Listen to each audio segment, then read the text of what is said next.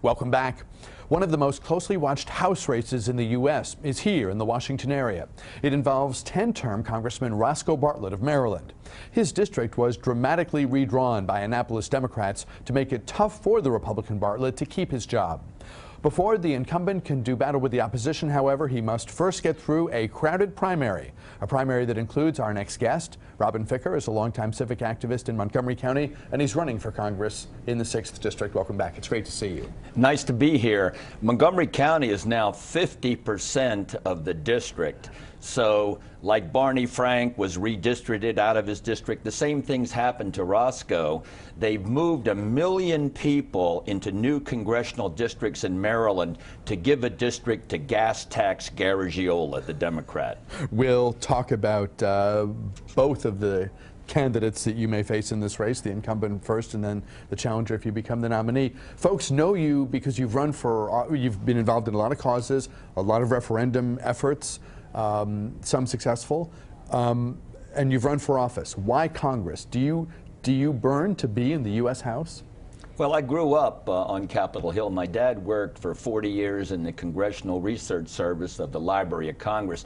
I've completed 25,000 cases in Maryland courts, most of them negotiated. And I think we need some people who can negotiate between the Democrats and Republicans in Congress so we can move ahead.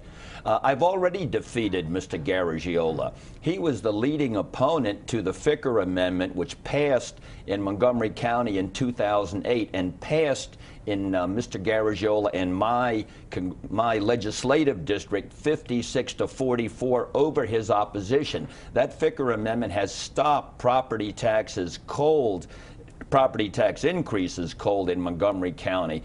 And I also have a question on the ballot which you can look at montgomerypetitions.com, which will limit increases in the county energy tax. That's 50% of the 6th congressional district. And just so folks at home are clear, Robert Garagiola is a state senator from the western half of Montgomery County, and he's the majority leader in the Maryland Senate, and he's the guy that many people think this new district was essentially drawn for. He's not the Democratic nominee. He has a businessman named Delaney, yes, I think, who he has to defeat to become the nominees to go up against the Republicans. So that's who Rob Garagiola is for the folks at home. Right. He's a tax increase specialist. He was the deciding vote in 2007 on the biggest Maryland tax increase in history, which passed the Senate 24-23. I went down and testified against that 20% increase in the sales tax that he voted for. I defeated him on the property tax measure in Montgomery County, and I'm going to beat him again because I'm well known in Montgomery County and have been going to court in Oakland, Cumberland, Hagerstown, and Frederick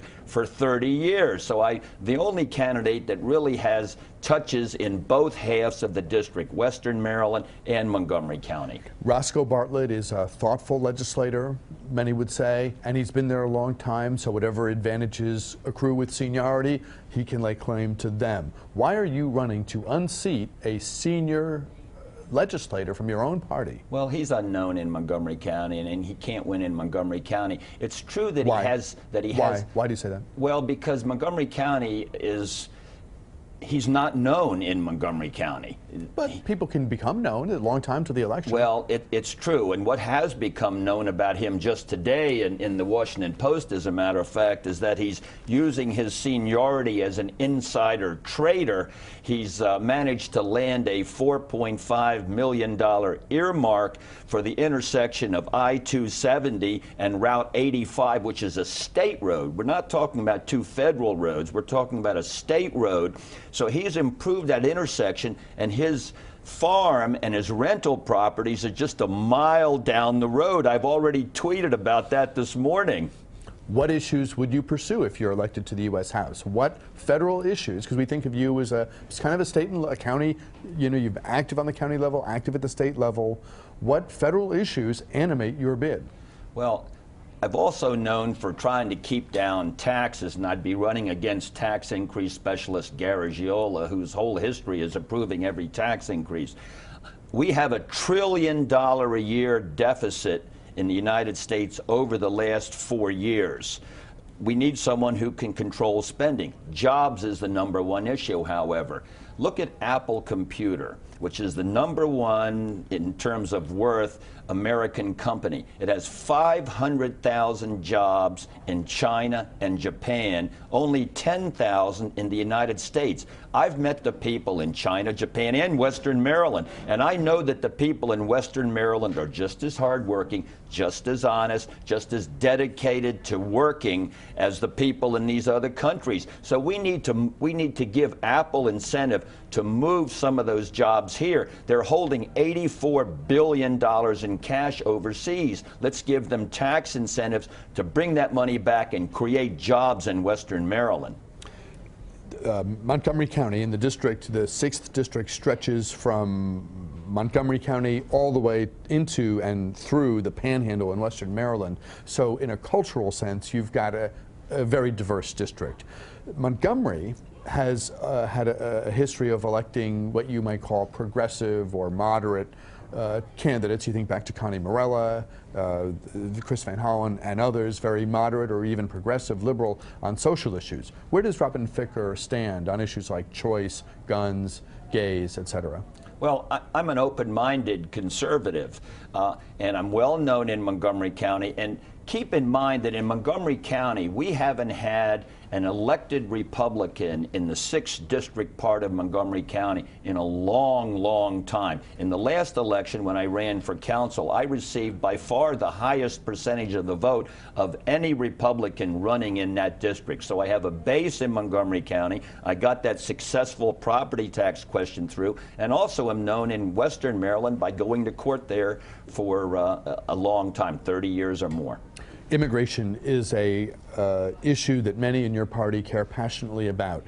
Is that an issue that you've thought about, where you bring ideas to the table? Well, I've thought about it. We need to ease and shorten the immigration process for PhDs, for students who are coming here, especially in the technological areas, so that we can move ahead.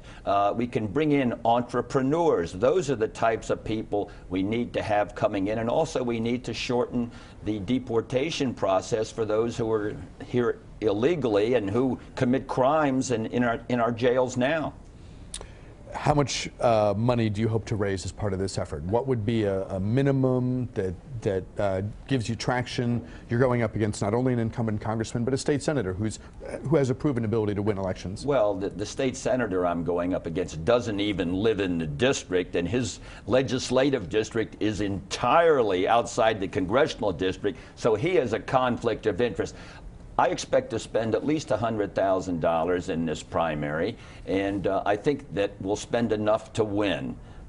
Robin Ficker is a candidate for the U.S. House in the Republican primary in the 6th Congressional District. What fun a debate would be. I hope you'll come back and debate the other candidates in the race. Well, let's have a debate. I've called for debates from the very beginning. I love to debate. I'm debating in court every day. We'll do it right here. Robin Ficker, thanks very much. Back with the program note.